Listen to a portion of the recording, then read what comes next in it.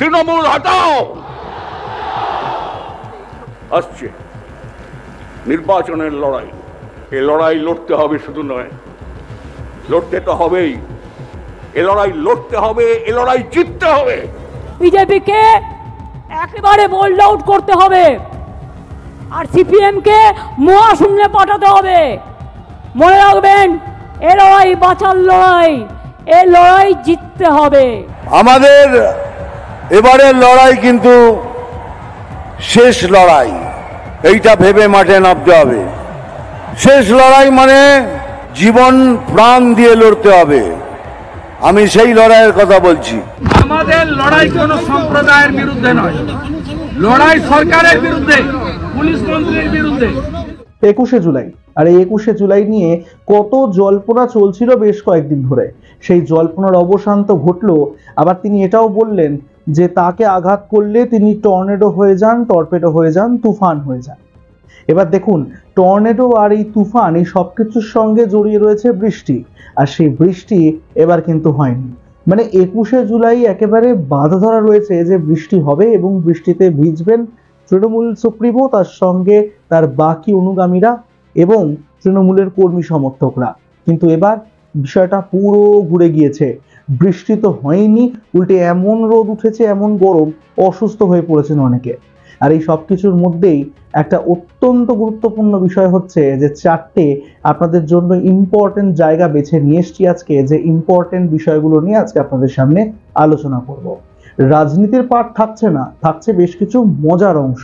আর সেই মজার অংশ কিন্তু আক্ষরিক অর্থেই মজার, কারণ বিষয়টা নিয়ে ইতিমধ্যেই চর্চা শুরু হয়ে গিয়েছে বিরোধীদের মধ্যে।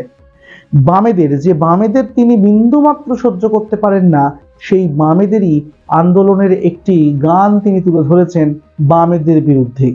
বলেছেন বিজেপিকে বোল্ড আউট করতে হবে আর বামেদেরকে মহাশূন্যে পাঠাতে হবে। আর তার জন্য তিনি বলেছেন এ লড়াই বাঁচার লড়াই, এ লড়াই জিততে হবে। 1970-এর দশকের আশেপাশে লেখা এই গান বলা হয় যে বামপন্থীদের আন্দোলনকে আরো জাগ্রত করার জন্য লেখা হয়েছিল, আর সেই গান ব্যবহার হলো বামপন্থীদের বিরুদ্ধে। ভিডিওটা একদম স্কিপ করবেন না, কারণ অত্যন্ত গুরুত্বপূর্ণ বেশ কয়েকটা বিষয় নিয়ে আজকে কথা বলবো এই ভিডিওতে। তবে তার আগে মমতা বন্দ্যোপাধ্যায় কি বলেছেন 21-এর মঞ্চ থেকে সেটা দেখাবো, দেখুন। বিজেপিকে একেবারে বোল্ড আউট করতে হবে, আর সিপিএমকে মহাশূন্যে পাঠাতে হবে। মনে রাখবেন, এ লড়াই বাঁচার লড়াই, এ লড়াই জিততে হবে। পাশাপাশি তিনি আবার বলেছেন যে তাকে আঘাত যতই করা হোক না কেন, তিনি কিন্তু যদি নিজের রূপ ধারণ করেন বা তিনি যদি আঘাতপ্রাপ্ত হন, তাহলে কিন্তু তিনি টর্নেডো হয়ে যাবেন, টর্পেডো হয়ে যাবেন, তিনি তুফান হয়ে যাবেন। আবার পাশাপাশি তিনি এটাও বলেছেন যে তার সঙ্গে একেবারে গ্রাসরুট লেভেল থেকে একটি টিম রয়েছে, যে টিম যা খুশি করতে পারে। কিন্তু এবার আপনি এটাকে হুমকি হিসেবে দেখবেন নাকি একেবারে সতীর্থ অনুগামী হিসেবে দেখবেন মমতা বন্দ্যোপাধ্যায়, সেটা আপনার হাতে। কিন্তু তিনি এটাও বলেছেন যে তিনি যদি এ করতে বলেন এ করবে, বি করতে বললে বি, সি বললে সি, ডি বললে ডি। অর্থাৎ মমতা বন্দ্যোপাধ্যায়ের একেবারে আদর্শিত এই যে টিম রয়েছে, সেই টিম কে সেটা কিন্তু বলা হয়নি। যদিও তার সঙ্গে রাজনীতির ময়দানে বহু মানুষ রয়েছেন, সতীর্থ রয়েছেন, তার সঙ্গে প্রত্যেক দিন পায়ে পা মিলান, হ্যাঁতে হ্যাঁ মিলান, কিন্তু তার এই যে বিশ্বস্ত টিম, সেটা ঠিক কে বা কারা, সেটা কিন্তু একবারের জন্য উল্লেখ করেননি মমতা বন্দ্যোপাধ্যায়। আর এখানেই যদি ভাবছেন শেষ হয়ে গিয়েছে, তাহলে একেবারেই নয়, কারণ আরো দুটো ইন্টারেস্টিং বিষয় আপনাদের সামনে তুলে ধরবো। একটা ছোট্ট ভিডিও দেখাবো, ভিডিওর পর ফিরবো, দেখুন। যদি আমায় আঘাত করো, আমায় শান্ত থাকতে দাও, আর যদি আমায় আঘাত করো তাহলে মনে রাখো তখন আমি টর্নেডো হয়ে যাই, তখন আমি টর্পেডো হয়ে যাই, তখন আমি তুফান হয়ে যাই, তখন আমি গর্জন হয়ে যাই। আর আমার সাথে একটা টিম আছে গ্রাসরুট থেকে, একেবারে মাটির অন্তর প্রান্তর থেকে, তারা আমার সম্পদ। আমরা যা বলি, যদি এ বলি তারা এ করে, যদি বি বলি তারা বি করে, যদি সি বলি তারা সি করে, যদি ডি বলি তারা ডি করে। তারা মরতে ভয় পায় না। আপনারা জানেন সম্প্রতি দুর্গাপুরে এসেছিলেন প্রধানমন্ত্রী নরেন্দ্র মোদী। সেখানে এসে তিনি একেবারে গর্জন করে গিয়েছেন, একেবারে যতটা দরকার প্রেসার দিয়ে শক্তি দিয়ে তিনি বুঝিয়ে গিয়েছেন, বলেছেন বাংলাতে যে বাংলা এবার পরিবর্তন চায়। এবার খুব স্বাভাবিক যে তৃণমূল কংগ্রেসের একাধিক দুর্নীতির অভিযোগ, তার পাশাপাশি তৃণমূলের চুরি, কাটমানি ইত্যাদি নানা প্রসঙ্গ যে বারবার করে উঠে আসে, সেই প্রসঙ্গগুলোকেই কিছু তিনি উল্লেখ করেছেন, কিছু আবার করেননি। কিন্তু তিনি বলেছেন যে বাংলা এবার পরিবর্তন চায়। এবার মমতা বন্দ্যোপাধ্যায় তো চুপ থাকার পাত্রী নন, তার কাছেও এই খবর পৌঁছিয়েছে, পাওয়াটাই স্বাভাবিক। আর তিনি এবার আচমকাই তার ভাষণের মধ্যে পরিষ্কার বলে দিয়েছেন যে পরিবর্তন বাংলায় নয়, পরিবর্তন দরকার দিল্লিতে। বাংলায় তো পরিবর্তন হয়ে গেছে, নতুন করে হওয়ার নেই, দিল্লিতে পরিবর্তন করার আছে। আগামী দিন দিল্লিকে পরিবর্তন করতে হবে। তা বাংলা হচ্ছে জন্মভূমি, বাংলা হচ্ছে তার ভিত্তিপ্রস্তর। আজকে ফাউন্ডেশন স্টোন ইনাগুরেশন করলাম দিল্লিকে উৎখাত করবার। আজকে শহীদ স্মরণে, শহীদ রক্তে তর্পণ করে বলছি, তোমরা যতক্ষণ বিদায় না নিচ্ছ আমাদের তো থামবে না লড়াই, আমাদের লড়াই থামবে না, আমাদের লড়াই থামবে না। আপনারা এটাও জানেন যে ভাষা নিয়ে একটা এবার জটিল বিষয় শুরু হয়েছে। বাংলা ভাষাকে এবার সন্ত্রাসের মুখে পড়তে হয়েছে বলে মন্তব্য করেছেন মমতা বন্দ্যোপাধ্যায়।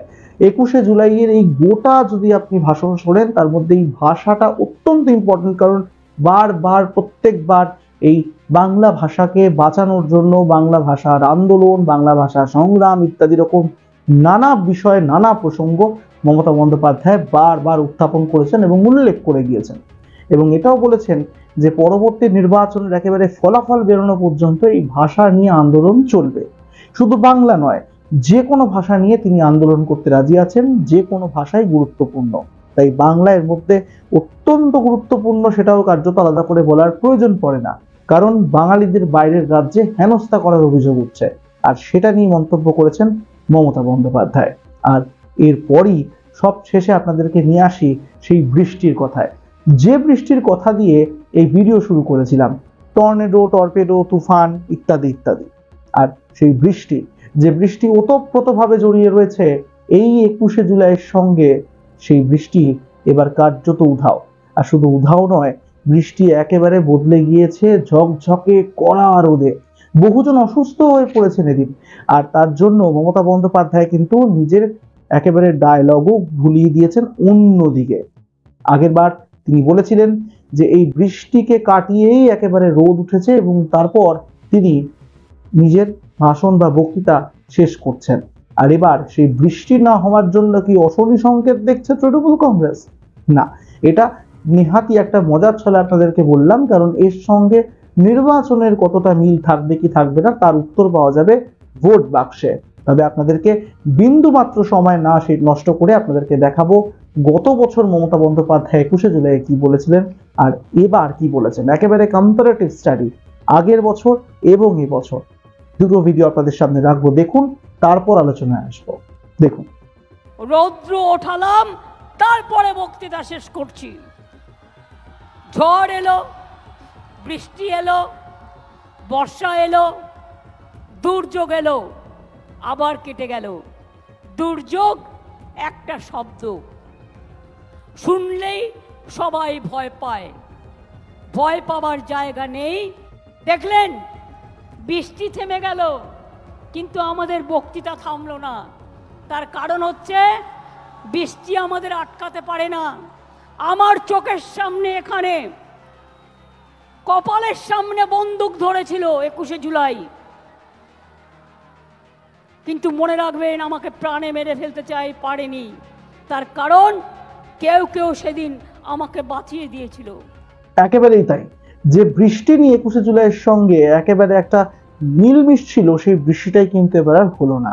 তবে মমতা বন্দ্যোপাধ্যায় কিন্তু এতটুকু ঘাবড়ে যাননি এবং কোনো রকম ভাবে তিনি দুশ্চিন্তাও করছেন না, কারণ তিনি বলছেন যে এবার সূর্যদেব বলেছেন এবার চোখ দিয়া জল ঝরানো নয়, এবার আগুন ঝরানোর সময় এসেছে। এবার চোখ দিয়ে আগুন ঝরবে, আগুন বেরোবে। এবার কেন বৃষ্টি হয়নি বলুন তো? এই কদিন কত দুর্যোগ, এটা নতুন খেলা শুরু হয়েছে।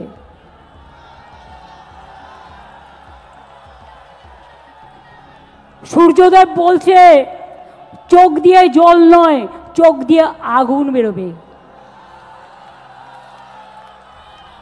আর সেই আগুনে যারা কুৎসা করছে, চক্রান্তকারী, অপপ্রচারকারী, তাদের ইঞ্চিতে ইঞ্চিতে তৃণমূল কংগ্রেস জবাব দেবে। আর অর্থাৎ এটা পরিষ্কার যে মমতা বন্দ্যোপাধ্যায় যদি এই বৃষ্টি নিয়ে কোনো রকম মন্তব্য করেন তাহলে তো সেটা খুব স্বাভাবিকভাবেই ভাইরাল হয়ে যাবে।